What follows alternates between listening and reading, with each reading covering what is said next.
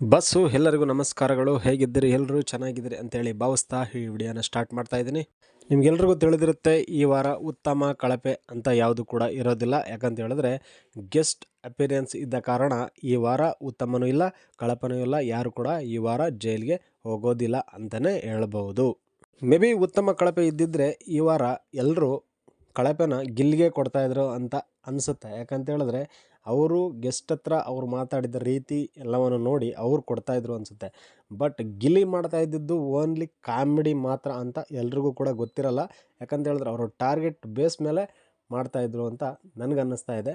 ನಿಮಗೇನು ಅನಿಸುತ್ತೆ ಅಂತೇಳಿ ನೀವು ಕಮೆಂಟ್ ಮಾಡಿ. ಆದರೆ ಈ ವಾರ ಉತ್ತಮ ನಿಮ್ಮ ಅನಿಸಿಕೆಯಲ್ಲಿ ನೀವು ಯಾರಿಗೆ ಕೊಡ್ತೀರಾ, ಹಾಗೆ ಕಳಪೆ ನೀವು ಯಾರಿಗೆ ಕೊಡ್ತೀರಾ ಅಂತೇಳಿ ಕಮೆಂಟ್ ಮಾಡಿ.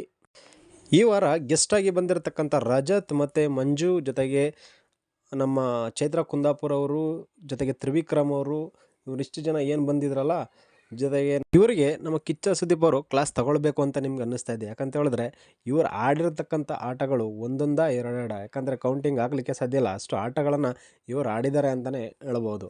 ಇದರಲ್ಲಿ ನಮ್ಮ ಗಿಲ್ಲಿಯವರು ಒಂದು ಕಾಮಿಡಿಯನ್ನು ಮಾಡ್ತಿರ್ಬೇಕಾದ್ರೆ ಇವರು ಮಧ್ಯದಲ್ಲಿ ಇವ್ರು ಮಾಡಿದ್ರೆ ಸೀರಿಯಸ್ ಆಗಿರ್ತದೆ, ಅವ್ರು ಮಾಡಿದ್ರೆ ಕಾಮಿಡಿ ಆಗಿರ್ತದೆ ಅಂತೇಳಿ ಇವ್ರು ಅಂದ್ಕೊಂಡಿದ್ದಾರೆ.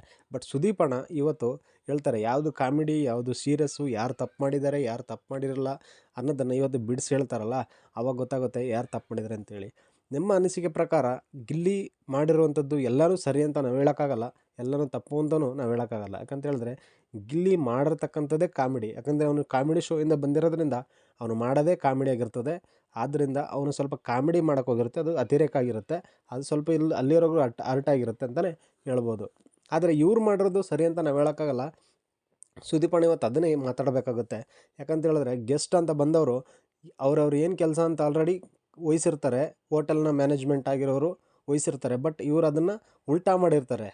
ಯಾಕಂದರೆ ಗಿಲ್ಲಿಗೆ ಸರ್ವ್ ಡಿಪಾರ್ಟ್ಮೆಂಟ್ ಕೊಟ್ಟಿದ್ದಾರೆ, ಆದರೆ ಅವನ ಕೈಲಿ ಕ್ಲೀನಿಂಗ್ ಡಿಪಾರ್ಟ್ಮೆಂಟ್ಗೆ ಮಾಡಿಸ್ತಾರೆ. ಅವ್ರು ಕ್ಲೀನಿಂಗ್ ಮಾಡಿಸ್ತಾರೆ, ಮಂಜು ಅವರು ಕ್ಲೀನಿಂಗ್ ಮಾಡಿಸ್ತಾರೆ. ಯಾಕಂದರೆ ಎಲ್ಲ ಊಟ ಮಾಡಿದ್ಮೇಲೆ ನೀವು ಮಾಡಬೇಕು ಅಂತೇಳಿ ಒಂದು ಆರ್ಡರನ್ನು ಮಾಡ್ತಾರೆ. ಬಟ್ ಗೆಸ್ಟಾಗಿ ಬಂದಿರೋರು ಎಷ್ಟು ಆರ್ಡರನ್ನು ಮಾಡೋದು ಸರಿ ಅಂತೇಳಿ ಇದನ್ನು ಸುದೀಪಣ್ಣ ಇವತ್ತು ಕೇಳಬೇಕಾಗಿದೆ. ಕೇಳ್ತಾರೆ ಅಂತ ಎಲ್ಲರೂ ಕೂಡ ಭಾವಿಸ್ತಾ ಇದ್ದೀವಿ, ಕೇಳ್ತಾರೆ ಅಂತ ಎಲ್ಲರೂ ಅಂದ್ಕೊಂಡಿದ್ದಾರೆ. ನೋಡೋಣ ಯಾವ ರೀತಿ ಆಗುತ್ತೆ ಅಂತೇಳಿ.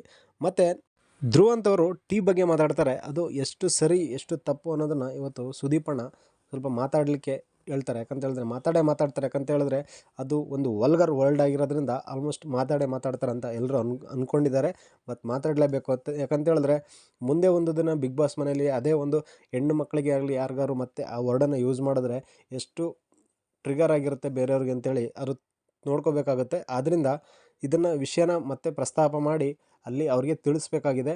ನಿಮ್ಮ ತಪ್ಪೇನಿದೆ ಏನಿಲ್ಲ ಅನ್ನೋದನ್ನು ಅವರು ತಿಳಿಸ್ಬೇಕಾಗಿದೆ. ಯಾರ್ದು ತಪ್ಪು ಯಾರ್ದು ಸರಿ, ಇದರಲ್ಲಿ ಧನುಷ್ದೆಷ್ಟು ತಪ್ಪಿದೆ ಇವ್ರದ್ದೆಷ್ಟು ತಪ್ಪಿದೆ ಅನ್ನೋದನ್ನು ಅಲ್ಲಿ ತೋರಿಸ್ಬೇಕಾಗುತ್ತೆ ಅವರು.